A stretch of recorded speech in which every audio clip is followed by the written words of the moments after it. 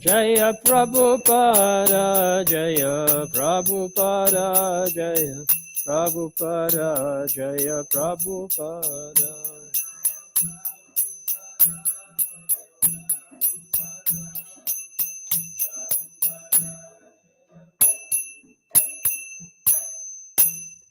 Shri Shikod Nitai Maipur Shashiki, Shri Tulsinath Maharaj Ki Jai, Shri Giridhar Lal Ki Jai, Shri Niskande Bhagavan Ki Jai, Grantra Srimad Bhagavatam Ki, Shri Prabhupada Ki Jai, Nitai Gaura Premanandi.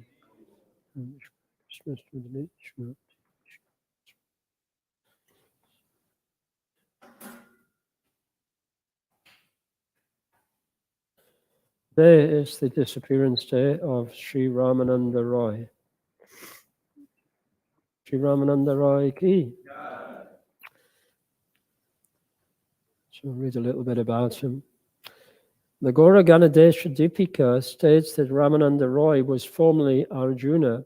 He is also considered to have been an incarnation of the Gopi Lalita, although in the opinion of others, he was an incarnation of Vishaka Devi. He was the most confidential devotee of Sri Chaitanya Mahaprabhu. His father, Bhavananda Roy, is the incarnation of Maharaj Pandu, and Ramananda's four brothers, Vaninath, Gopinath, Kalanidhi, and Sudanidhi, are incarnations of Yudhishthira, Bhima, Nakula, and Sahadev.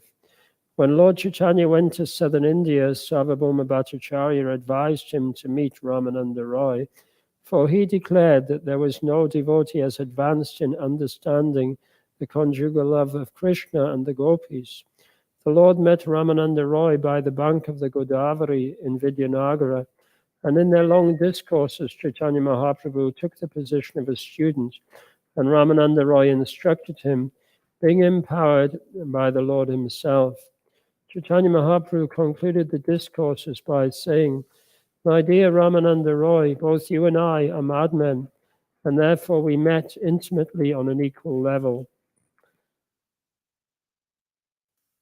Lord Chaitanya also revealed himself as both Srimati Radharani and Sri Krishna, a form never before seen. Lord Chaitanya advised Ramananda Roy to resign from his government post and come back to Jagannath Puri to live with him. Lord Chaitanya Mahaprabhu refused to see Maharaj Prataparudra because he was a king.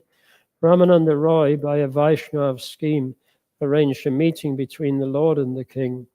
Lord Chaitanya once said, "Although I am in the renounced order of life, still my mind is sometimes disturbed even upon seeing a wooden form of a woman. But Ramananda Roy is greater than me, for he always remains undisturbed even when he touches a young woman."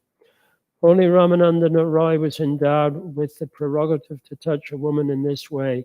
No one should imitate him. In Jagannath Puri, Srila Swarup Damodar Swami, another topmost Rasika Vaishnava, joined Ramananda Roy to intimately serve Sri Gauranga Mahaprabhu. Together they helped the Lord taste the loving ecstasies of Madhurya Ras. Sri Chaitanya would stay up all night, enraptured in Srimati Radharani's mood of separation from Shyama Sundara. Singing his own poems and the poems of Vidyapati and Chandidas, Ramananda Roy would delight Lord Gauranga with his enchanting melodies. When Mahaprabhu felt intense separation from Sri Krishna, only Ramananda's talks about Krishna and Swarup Damodar's sweet songs kept him alive. Sri Ramananda Roy was the author of Jagannath Vallabha Nataka. Sri Ramananda Roy Ki. Thank you.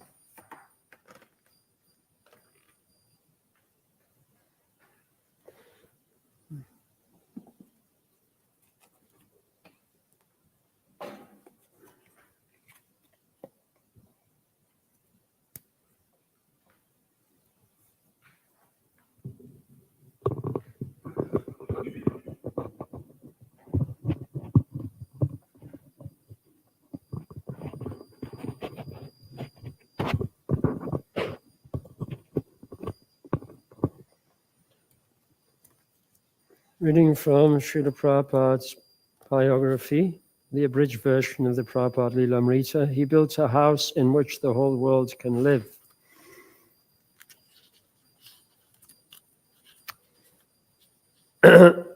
Most of the prospective initiates spend several hours that day stringing their shiny red wooden beads. Having tied one end of the string to a window bar or radiator, they would slide one bead at a time up the string and knot it tightly, chanting one mantra of Hare Krishna for each bead. It was devotional service, chanting and stringing your beads for initiation. Every time they knotted another bead, it seemed like a momentous event. Swamiji had said that devotees in India chanted at least 64 rounds of beads a day. Saying the Hare Krishna mantra once on each of the 108 beads constituted one round. The spiritual master had said that anyone who didn't chant 64 rounds a day was fallen. First, some of the boys thought that they would also have to chant 64 rounds, and they became perplexed. That would take all day. How could you go to a job if you had to chant 64 rounds?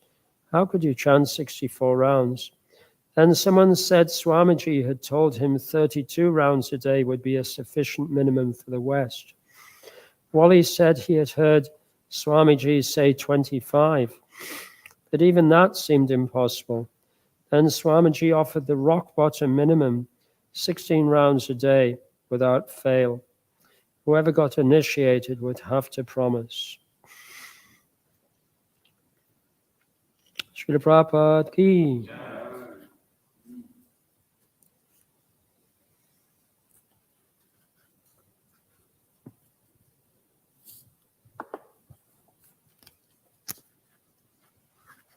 We're reading from Srimad Bhagavatam, Canto 6, Chapter 2, chapter entitled A Jar Meal Delivered by the Vishnu Dutas, text 49.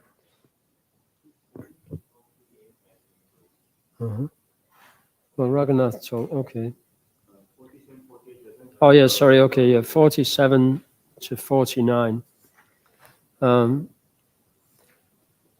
Om Namo Bhagavate Vasudevaya. Om Namo Bhagavate Vasudevaya. Om Namo Bhagavate Vasudevaya. Okay, I'll read verses 47 and 48, to which there's no purport, and then we can read 49 together.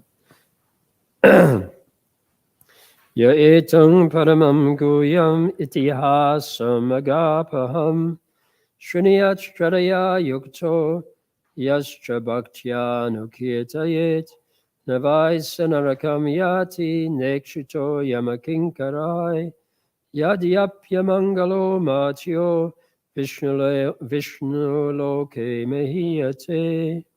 Translation.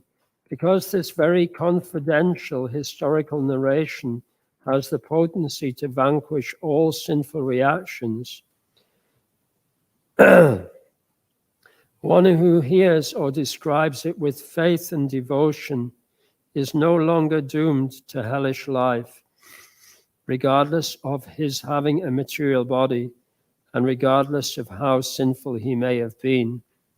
Indeed, the Yamadutas who carry out the orders of Yamaraj do not approach him even to see him.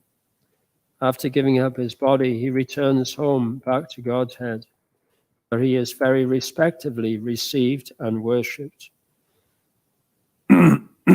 Excuse me.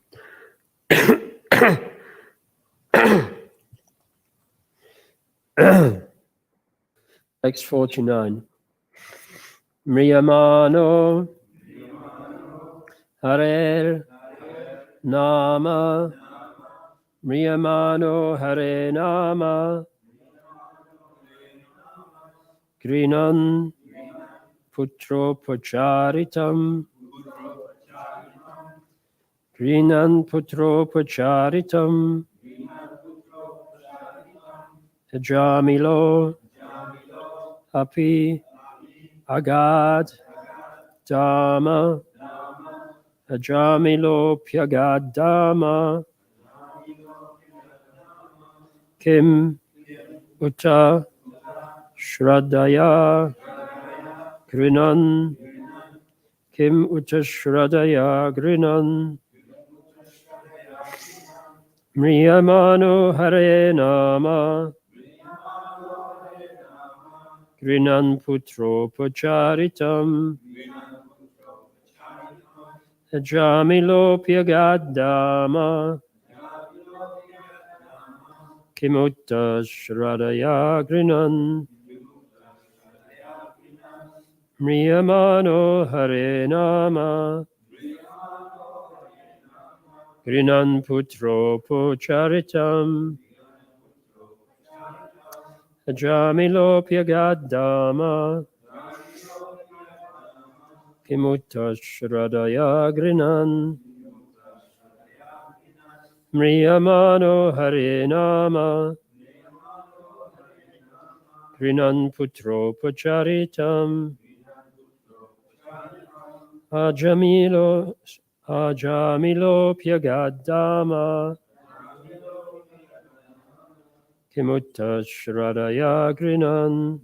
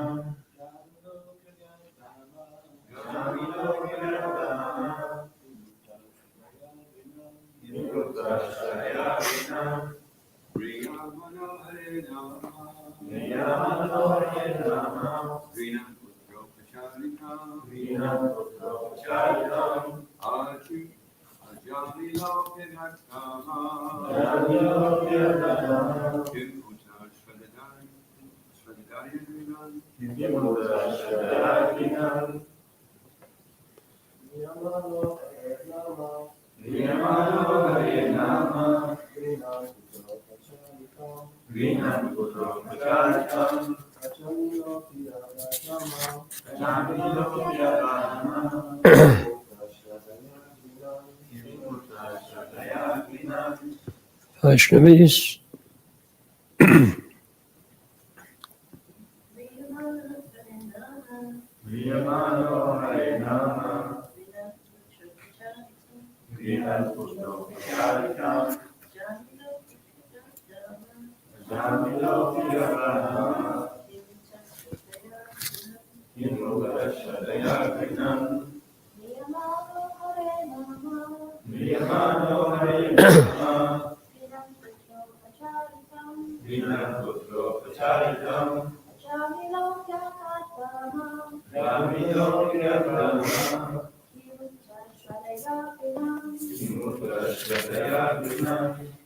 Mriyamana at the time of death.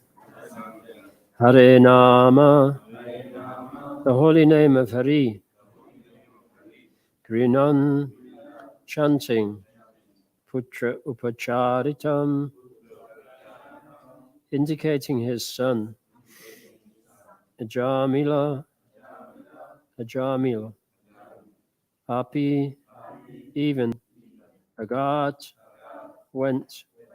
Dharma, to the spiritual world. Kimuta, what to speak of. Shradaya, with faith and love. Grinan, chanting. Translation. While suffering at the time of death, Jamil chanted the holy name of the Lord, and although the chanting was directed toward his son, he nevertheless returns home back to Godhead. Therefore, if one faithfully and inoffensively chants the holy name of the Lord, where is the doubt that he will return to Godhead? Please repeat. While suffering at the time of death, Jamil chanted the holy name of the Lord, and although the chanting was directed towards his son, he nevertheless returns home, back to Godhead. Therefore, if one faithfully and inoffensively chants the holy name of the Lord? Where is the doubt that he will return to Godhead?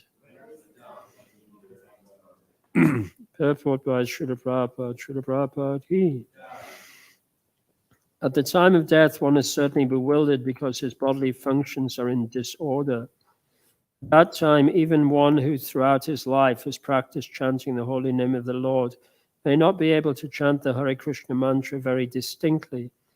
Nevertheless, such a person receives all the benefits of chanting the holy name. While the body is fit, therefore, why should we not chant the holy name of the Lord loudly and distinctly? If one does so, it is quite possible that even at the time of death, he will be properly able to chant the holy name of the Lord with love and faith. In conclusion, one who chants the holy name of the Lord constantly is guaranteed to return home back to Godhead without a doubt. Supplementary note to this chapter. Excuse me. Srila Vishnunath Chakravarti Thakur's commentary to texts 9 and 10 of this chapter form a dialogue concerning how one can become free from all sinful reactions simply by chanting the holy name of the Lord. Someone may say, it may be accepted that by chanting the holy name of the Lord, one becomes freed from all the reactions of sinful life. However, if one commits sinful acts in full consciousness, not only once, but many, many times, he is unable to free himself from the reactions of such sins, even after atoning for them for 12 years or more. How is it possible then that simply by once chanting the holy name of the Lord, one immediately becomes freed from the reactions of such sins? Srila Vishnunath Chakravarti Thakur replies by quoting verses 9 and 10 of this chapter. The chanting of the holy name of Lord Vishnu is the best process for atonement for a thief of gold or other valuables, for a drunkard, for one who betrays a friend or relative, for one who kills a Brahmin, or for one who indulges in sex with the wife of his guru or another superior. It is also the best method of atonement for one who murders women, the king or his father, for one who slaughters cows, and for all other sinful men. Simply by chanting the holy name of Lord Vishnu, such sinful persons may attract the attention of the Supreme Lord, who therefore considers, because this man has chanted my holy name, my duty is to give him protection. One may atone for sinful life and vanquish all sinful reactions by chanting the holy name, although this is not called atonement. Ordinary atonement may temporarily protect a sinful person, but it does not completely cleanse his heart of the deep-rooted desire to commit sinful acts. Therefore, atonement is not as powerful as the chanting of the holy name of the Lord. In the Shastras, it is said that if a person only once chants the holy name and completely surrenders unto the lotus feet of the Lord immediately considers him his ward and is always inclined to give him protection. This is confirmed by Sridhar Swami. Thus, when a Jamil was in great danger of being carried off by the order carriers of Yamaraj, the Lord immediately sent his personal order carriers to protect him, and because Ajamil was freed from all sinful reactions, the Vishnudutas spoke on his behalf. Ajamil had his son named Narayan, and because he loved the boy very much, he would call him again and again. Although he was calling for his son, the name itself was powerful, because the name Narayan is not different from the Supreme Lord Narayan. When Ajamil named his son Narayan, all the reactions of his sinful life were neutralized, and as he continued calling his son, and thus chanting the holy name of Narayan thousands of times, he was actually unconsciously advancing in Krishna consciousness. One may argue, since he was constantly chanting the holy name of Narayan, how is it possible for him to be associating with a prostitute and thinking of wine? By his sinful actions, he was bringing suffering upon himself again and again, and therefore one may say that his ultimate chanting of Narayan was the cause of his being freed. However, his chanting would then have been a nama parad. Nam no baladyasa hi papa bodhi. One who continues to act sinfully and tries to neutralize his sins by chanting the holy name of the Lord is a nama paradi, an offender to the holy name. In response, it may be said that Ajamil's chanting was inoffensive because he did not chant the name of Narayan with the purpose of counteracting his sins. He did not know that he was addicted to sinful actions.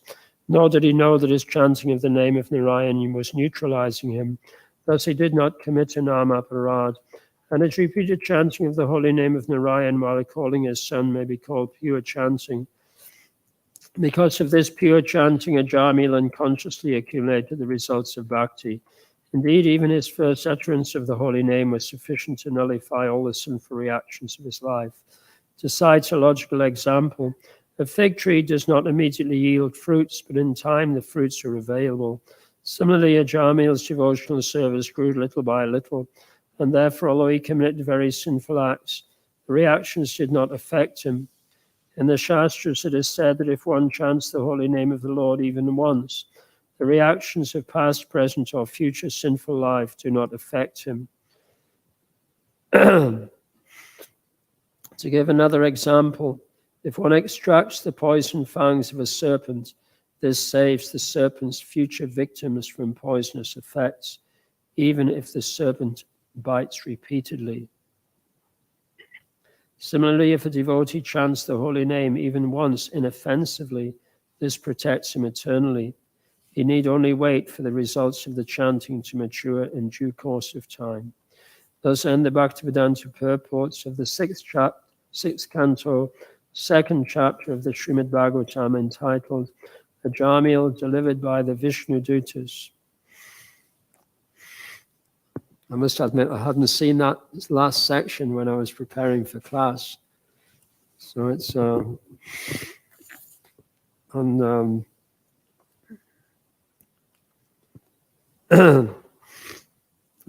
I was really, in that last section, I was very much struck by this thing about the serpent's future victims are also saved from poisonous effects. Omagyan Timarandasya Gananjana Sharakaya Chakshuram Malitam Yena Tasmai Shri Gurave Namaha Shri Chaitanya Manobishtam Stapitam Yena Bhutale Swayam Rupka Damayam Didati Swapatantikam Vandeham Shri Guru Shri Utapada Kamalam Shri Gurun Vaishnavam Shri Rupam Sagrajatam Sahagana Raganatan Vitam Tam Sajivam Sarvetam Savadutam Parijana Saitam Krishna Chaitanya Devam Shri Radha Krishna Padan Sahagana Lalita Shri Vishakan Vitamscha Hey Krishna Karuna Sindhu Dina Bandhu Jagatpate Gopi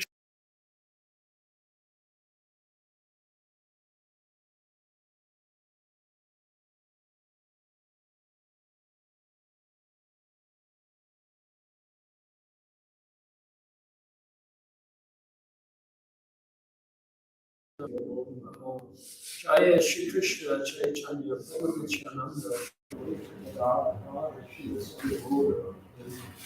Hare Krishna Hare Krishna Krishna Krishna Hare Rama Hare Rama Rama Rama Hare Hare Nirvana Hare Rama Ninam Kutyo Pracharitam Jamino Pugantama Kutishwayanam. Offering at the time of death, Ajamil chanted the holy name of the Lord. Although the chanting was directed toward his son, he nevertheless returned home back to Godhead. Therefore, if one faithfully and inoffensively chants the holy name of the Lord, where is the doubt that he will return to Godhead? So, both in this verse and in the previous verse, the word Shradaya, with faith, is very important. Shrinayat, Shradaya. And Srila Prabhupada explains in this supplementary note that Ajamil had great love for his son, Narayan, and therefore, not just at the time of death when he was calling out for Narayan, but from the time that his son was born, then he was calling this name with great faith. It's interesting that actually his Grace Garuda Prabhu, who's like a Sanskrit scholar and teaches Sanskrit in the university in the USA, he was giving a class about the 9 stages of devotion described by Srila Rupa Goswami in the Bhakti Rasamrita Sindhu in Washington, D.C. a couple of years ago. And he started by saying that the word although we generally talk about Shraddha as being, some initial faith, some initial interest, but actually the word Shraddha, the word Shrad, the root Shrad means the heart, and Da means to place. So Shraddha means that faith or that conviction or that thing or that object which one places in one's heart. And that because everyone is a devotee of Krishna eternally, and so that tendency to place Krishna in the heart is there in everyone. And being separated from Krishna for countless lifetimes, then all living entities, especially in the human form of life, when they have developed consciousness, then they're looking for that thing which is going to fill that hole in their heart, and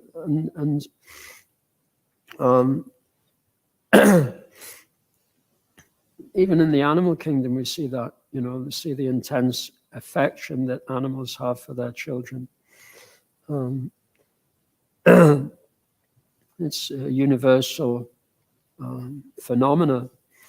So certainly Jamil had placed his son Narayan in his heart, and therefore he was chanting with like exclusive devotion, really.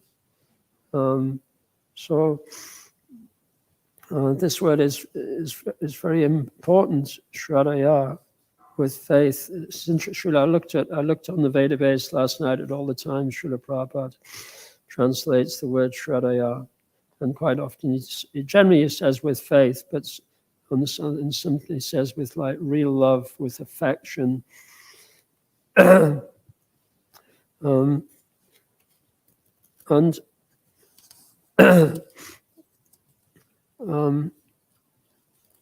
But we've all experienced that even if we have a person or a mission, a desire that we have placed in our heart, still, especially perhaps not at the time of death, but throughout our life, that desire gets sometimes covered over by other lesser desires, or just by the complexity of life in Kali Yuga. And sometimes even that desire becomes like a painful thing. Srila Prabhupada points out that, murders take place often between affectionate family members. But that kind of principle of that which we place in our heart, and in one sense explains how that happens. It explains why, like, violence happens between family members, because disagreement between those with whom we've really developed that deep affection, then it's obviously going to cause the greatest pain.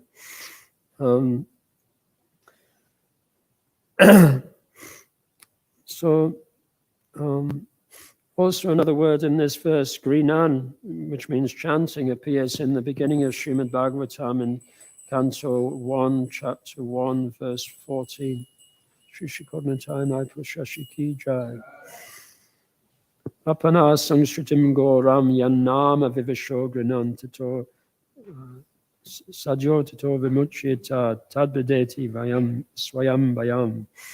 Living entities who are entangled in the complicated meshes in birth and death can be freed immediately by even once unconsciously chanting the holy name of Krishna, which is feared by fear personified.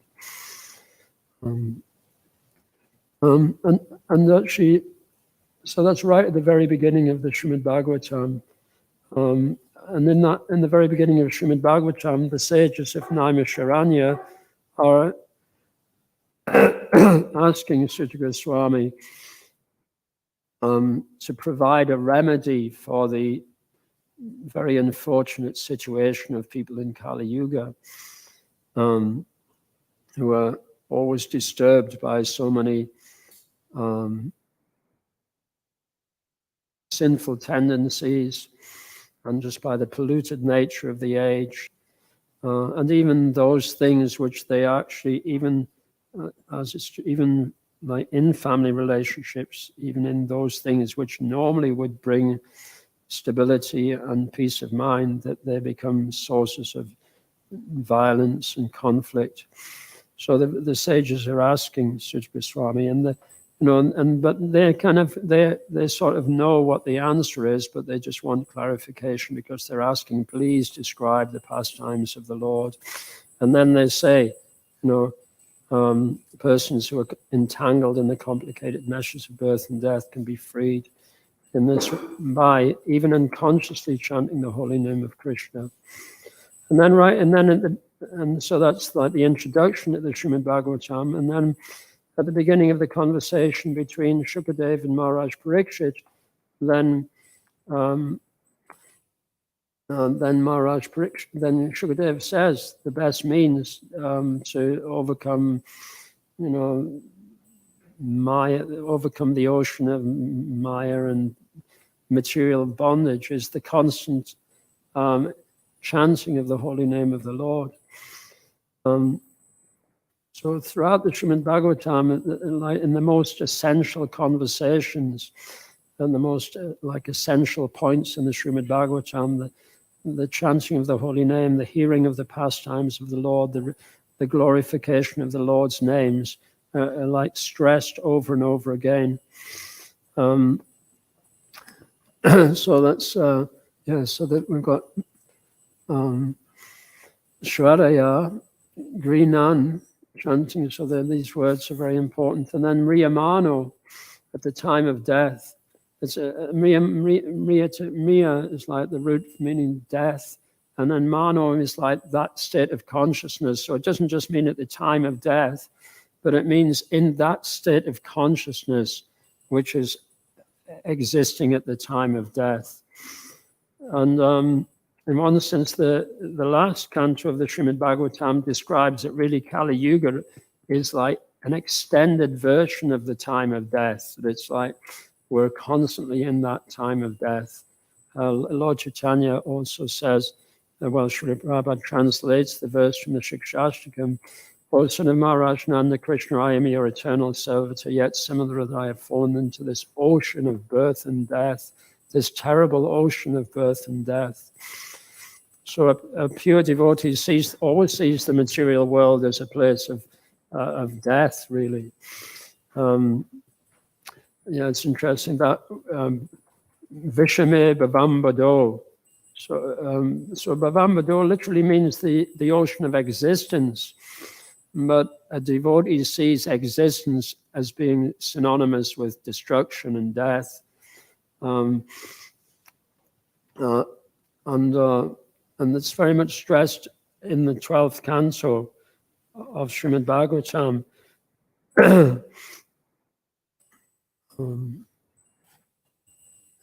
In chapter 3, which is called the Bhumi Gita.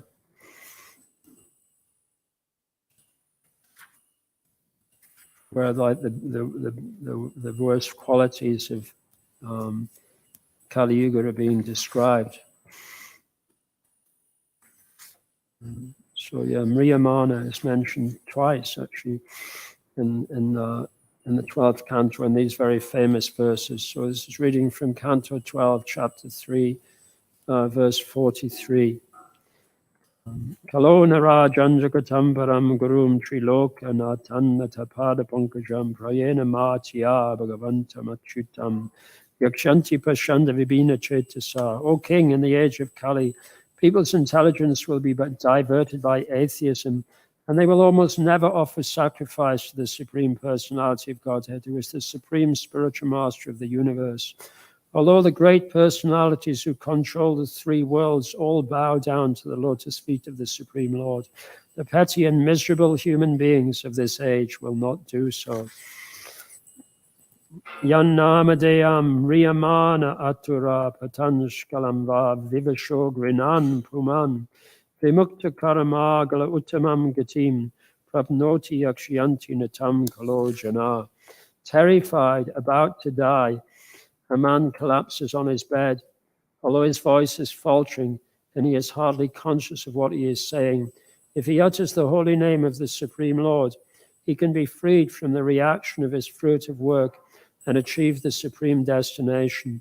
But still, people in the age of Kali will not worship the Supreme Lord. In the Kali Yuga, objects, places, and even individual personalities are all polluted. The Almighty Personality of Godhead, however, can remove all such contamination from the life of one who fixes the Lord within his mind. If a person hears about, glorifies, meditates upon, worships, or simply offers great respect to the Supreme Lord, who is situated within the heart, the Lord will remove from his mind the contamination accumulated during many thousands of lifetimes. So this is just like minutes before Maharaj Parikshit's going to be killed by Taksha, the snake bird. And he's been hearing this. Shukadev's been speaking to him for 7 days, and in the beginning, Parikshit Maharaj was asking, what is the duty of one about to die? But he wasn't just asking for himself; he was asking for the whole society, because he'd personally witnessed the entrance of Kali into the world. And he could see, even though while he was on the planet, because he was such a strong ruler, and he was able to repel the influence of Kali, but he could understand that Kali was going to become very strong. And Shukadev Goswami was describing, although he's describing Yannamadeyam Riyamana Atura Patanskalanva Vivashogrinan Puman. Terrified, about to die, a man collapses on his bed. Although his voice is faltering and he's hardly conscious of what he is saying, if he utters the holy name of the Lord, the Supreme Lord, he can be freed from the reaction of his fruitive work. But still, people in the age of Kali will not worship the Supreme Lord. So it's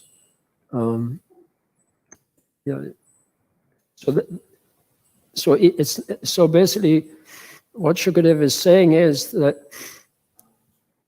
there's so little intelligence in Kali Yuga, that even though all the evidence is there, in the Vedas and the Upanishads, the Puranas, it's all there, and in the Srimad Bhagavatam, then there's so many stories of great personalities who have taken shelter of the holy name. There's so much evidence there, but still, people in the age of Kali will not worship the Lord. So no amount of logic or even evidence will convince people. But this pastime of Ajamil is very important, that because Ajamil had placed his son in his heart, then he was able to chant without offense. And even though his chanting was unconscious, in the sense, just as Srila Prabhupada says in this supplementary note, that he didn't know that he didn't even know he was sinful.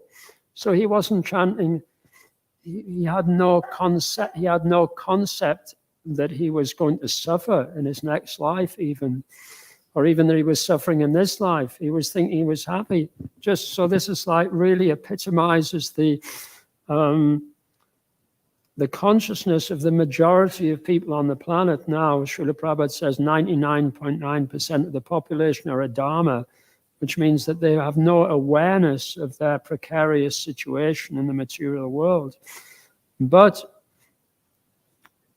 because they are all eternal devotees of Krishna, then they have this tendency to put great faith in relationships and in material objects.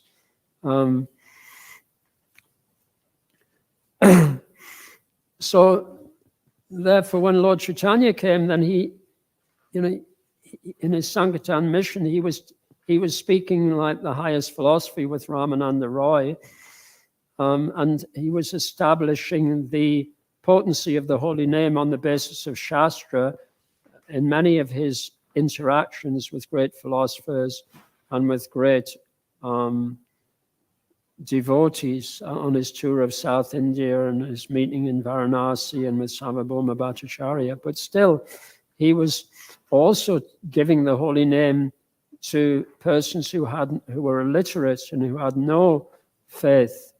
And he was really stressing the loud chanting of the holy name, because if somehow or other we can place the holy name in our heart,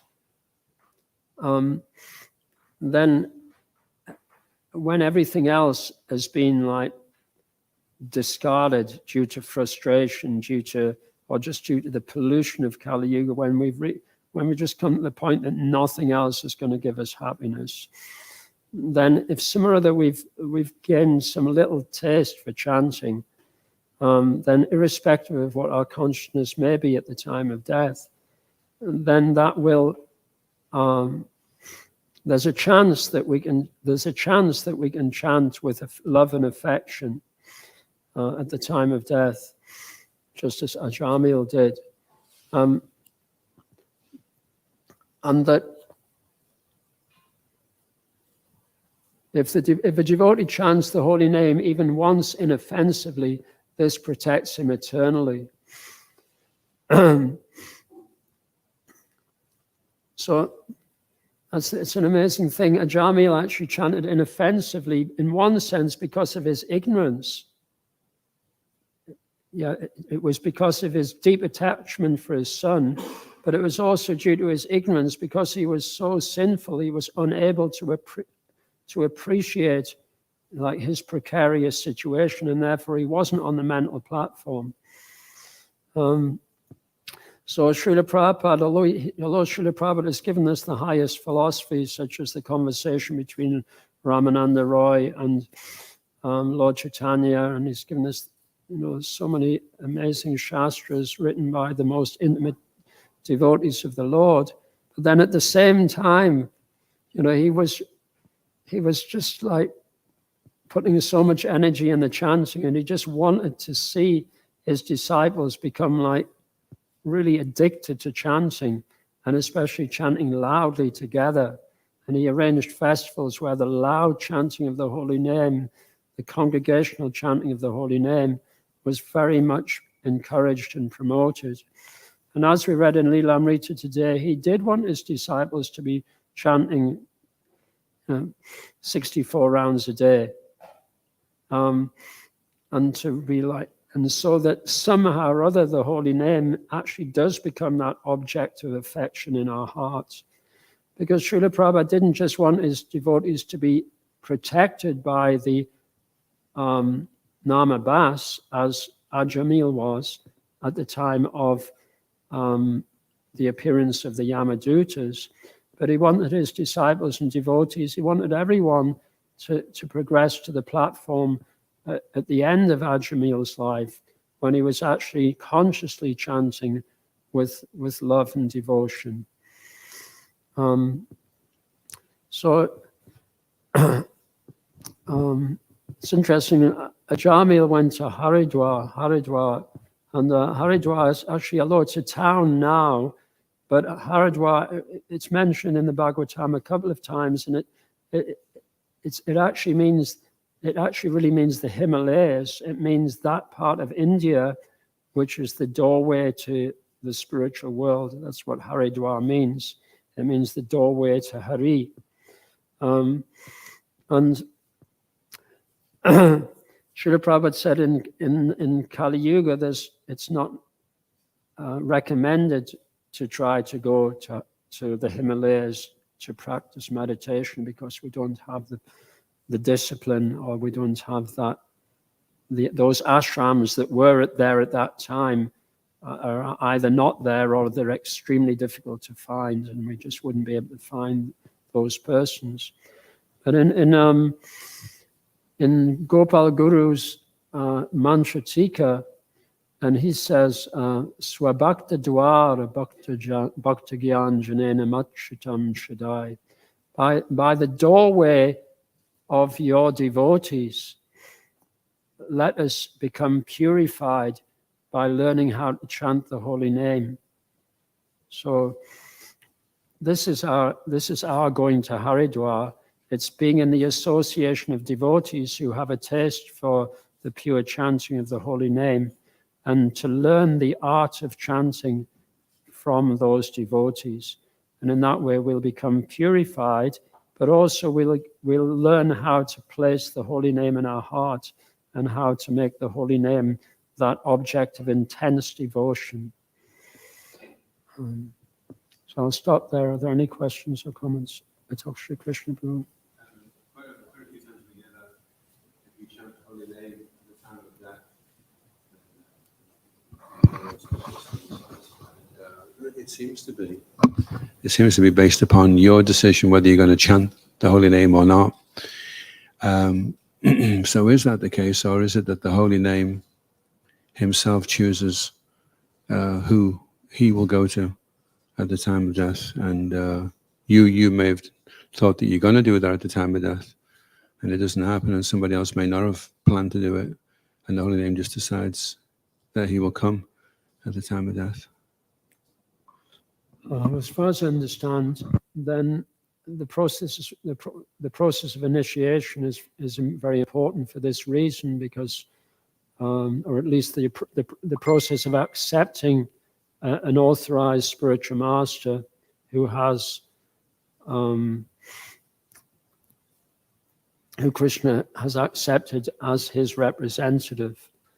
But just as in the pastime of Dhruva Maharaj and Narada Muni, then it wasn't the determination of Dhruva that enabled him to see Lord Vishnu, but it was because his spiritual master was Narada Muni, and he was following the instructions of Narada Muni. So in that sense, when we accept the words of Srila Prabhupada about the potency of the holy name, then it's not just our duty to chant the holy name, but it's also our duty to follow his other instructions about developing Bhakti Yoga. And one of those processes is to accept the process of shiksha and to accept the become a humble servant of a spiritual master, and that's a kind of mystical process by which Krishna will bless us by, as you say, by appearing at the time of death to enable us to remember, because the time of death is not just an instant. Any of us have seen people dying. It's quite often a long time that there's a loss of consciousness often takes place, several days before the moment of death. So irrespective of how much we practice to try to chant, even if we can chant when we're in great pain or in great fear, but the time of death is like all the senses are dislocated. It's not an experience which we can really prepare for in one sense. It's not something that we can duplicate in life.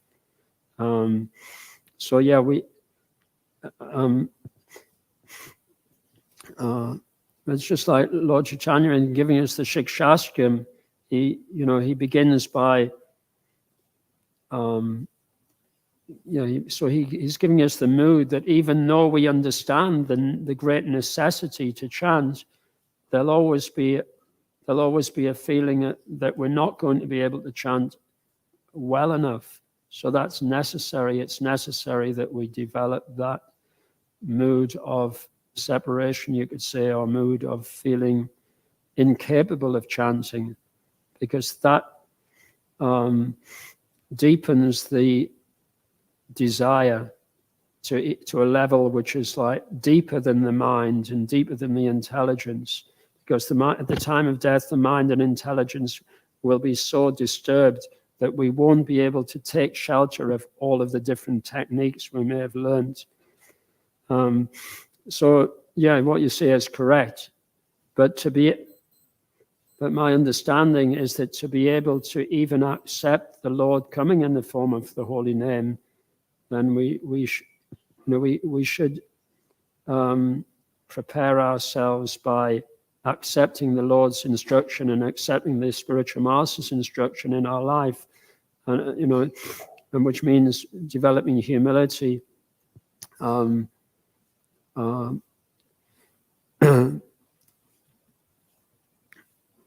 yeah, because sometimes the instructions that we receive from our spiritual master or that we receive from the devotees are like our intelligence and our mind doesn't want to accept them. So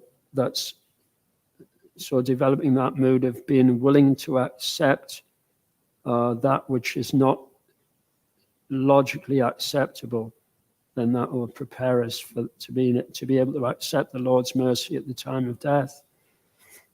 I'm not saying I really understand that, but I'm just saying that,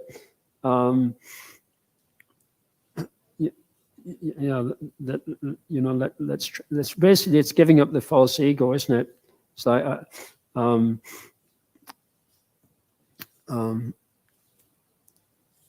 that I don't know what situation I am going to be in at the time of death, but whatever situation I am in, at least I have to give up pride, because pride goes very, very deep.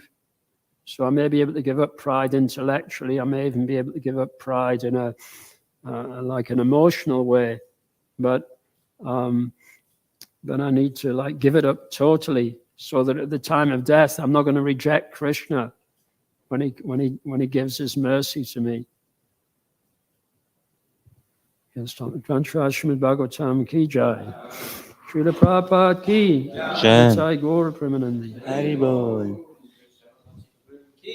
Jai. Ananta Koti Vaishnava Vrinda ki jai.